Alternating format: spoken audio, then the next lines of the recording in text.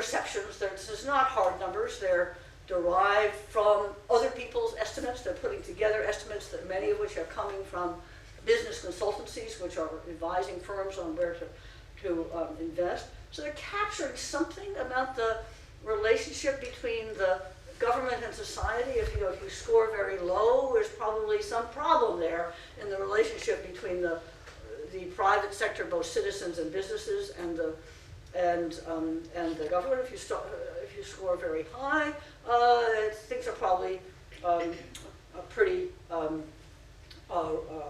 regularized and sort of legally grounded.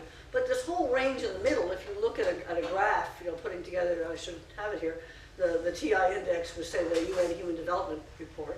Well, this basically shows the better off countries have lower levels of corruption, the worse off countries have high levels of corruption, but there's a big chunk in the middle that with a lot of variation in there. And it's basically because the phenomena of corruption can't really be captured by a number like 6. Right? It varies. Sometimes it's the judiciary that's very corrupt. Sometimes it's the police. Sometimes it's the educational system.